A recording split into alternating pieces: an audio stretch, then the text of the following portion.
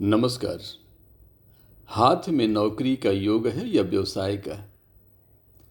अनेक यूट्यूबर्स ऐसी रील्स बनाते हैं जिन्हें आप बड़े जिज्ञासा के साथ देखते हैं। उनके व्यू तो बढ़ जाते हैं लेकिन आपका ज्ञान नहीं बढ़ता, संतोष नहीं होता।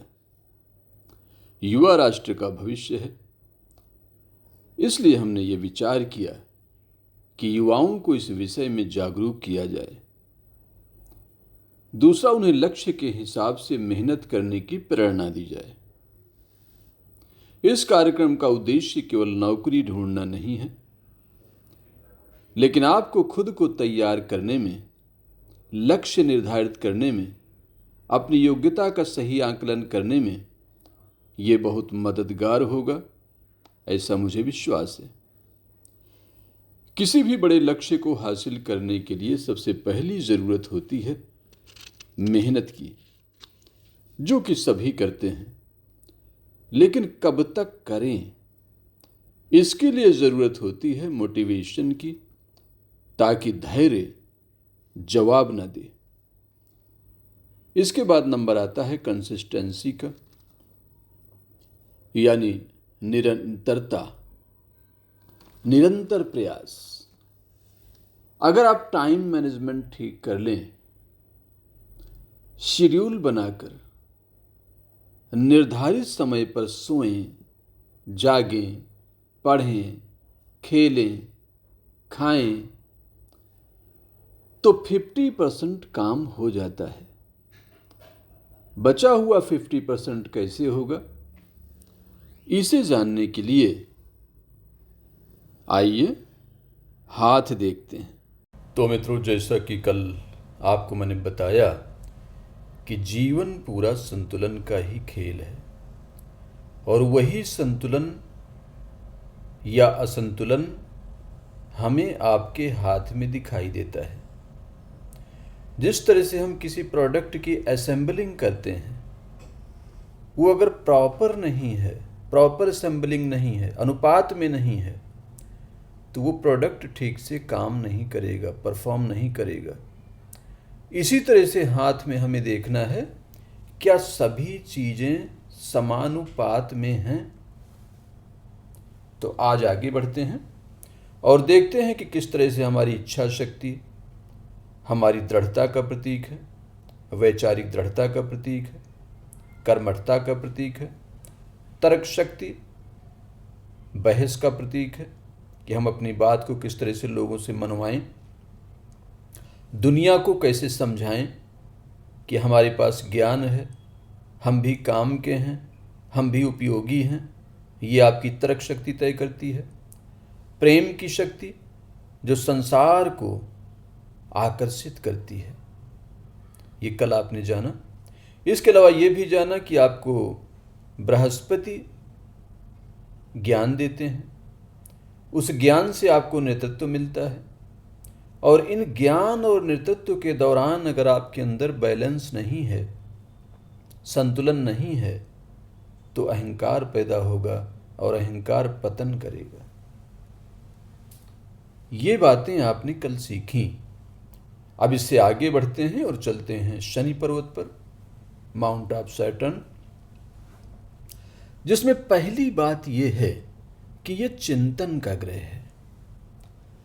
शनि हमेशा गहन चिंतन देता है। जिन लोगों का शनि बहुत ऊपर उठा हुआ होता है या शनि की उंगली बहुत लंबी होती है, ऐसे लोग विस्तार में जाते हैं, गहराई में जाते हैं, बाल की खाल निकाल लेते हैं, दूर तक का सोचते हैं। ऐसे लोग विवेकशील होते हैं। विवेकशील का मतलब कर्म का परिणाम समझने की कोशिश करना। आज हम जो काम कर रहे हैं, इसका कल परिणाम क्या होगा, आने वाली पीढ़ियों के लिए क्या परिणाम होगा।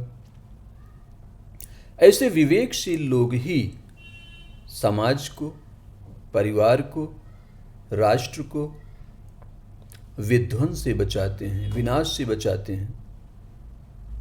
लेकिन चिंतन और विवेक अगर जरूरत से ज़्यादा आगे बढ़ जाए, तो ऐसे में व्यक्ति जीवन के प्रति उदासीन हो जाता है। यानी वो माया मोह में नहीं पड़ना चाहता, विवाह नहीं करना चाहता, घर नहीं बनाना चाहता, क्लब में नहीं जाना चाहता, पार्टी में नहीं जाना चाहता, लोगों से मित्रता नहीं करना चाहता। जब तक आप हस्तरेखा विज्ञान को गहराई से नहीं समझेंगे, इसके बेस को नहीं समझेंगे, तब तक सिर्फ रेखाएं देखकर आप किसी भी निर्णय पर नहीं पहुंच सकते हैं। इसलिए बहुत सारे लोग मेरे पास आते हैं कि हमने कई किताबें पढ़ी हस्तरेखा विज्ञान की, लेकिन हमें कुछ समझ में नहीं आता। वो इसलिए समझ में नहीं आता क्योंकि बेस किसी गुरु के द्वारा आपका नहीं बना है। जब मकान का बेसमेंट मजबूती से बन जाता है तो कितने भी फ्लोर आसानी से बनते चले जाते हैं। जब बेसमेंट कमजोर होता है तो फ्लोर एक के बाद एक नीचे गिरने लगते हैं, यानी प्रगति टिक नहीं पाती, ज्ञान टिक नहीं पाता। इसलिए बेसिक चीज समझना है हाथ की कि उंगलियां अगर अपने अनुपात को खो देती हैं, पर्वत अगर अपने अनुपात को खो देते हैं, जिनकी बात हम बाद में करेंगे, अगले एपिसोड्स में करेंगे। यहाँ पर्वतों का स्थान है गुरु, शनि, सूर्य, बुध। अभी हम बात कर रहे हैं केवल शनि की। तो शनि में अगर उंगली लंबी है यानी संतुलित है, बहुत ज्यादा लंबी नहीं है, नहीं तो दोष पैदा कर देगी। अति सर्वत्र वर्जयेत, ये हमारे ऋषियों ने कहा है।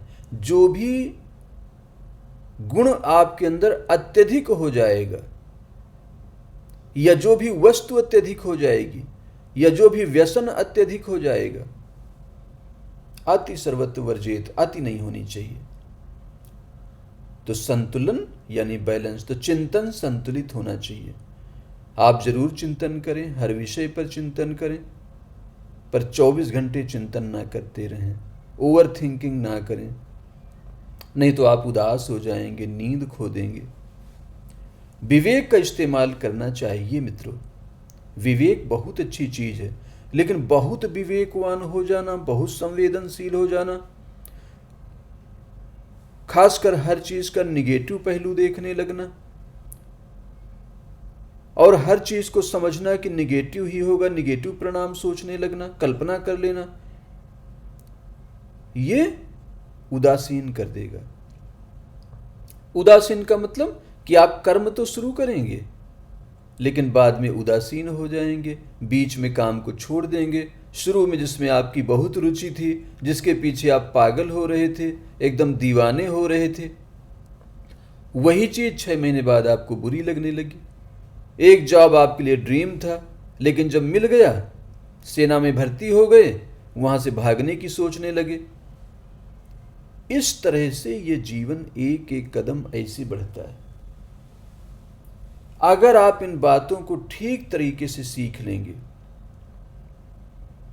गुरु ज्ञान का है, नेतृत्व का है, और इन दोनों में संतुलन रखना है, नहीं तो अहंकार पैदा होगा, अहंकार पतन कराएगा। शनि चिंतन का है, बहुत अच्छा ग्रह है, न्यायपूर्ण जीवन जीने के लिए, सादगीपूर्ण जीवन जीने के लिए प्रेरित करता है। ऐसे लोग लग्जरी और भोगों से बहुत दूर रहते हैं, लेकिन ये अति हो जाए अगर, तो उदासीन कर देगा। वो नहाना भी पसंद नहीं करेगा, वो सुबह जागना पसंद नहीं करेगा, वो आलसी और निकम्मा भी हो सकता है। इसलिए जब तक हम इन चीजों को पूरी तरह से नहीं समझेंगे, तब तक किसी व्यक्ति को मार्गदर्शन नहीं दे सकते हैं। तो इस कार्यक्रम में आपको जुड़ना है, साथ में अपना हाथ भी देखना है और मुझे बताना है कि आपने क्या सीखा। और अगले एपिसोड में हम आगे बढ़ेंगे और बताएंगे कि सूर्य की उंगली क्या कहती है। सूर्य सौंदर्य का प्रतीक है, कला का प्रतीक है।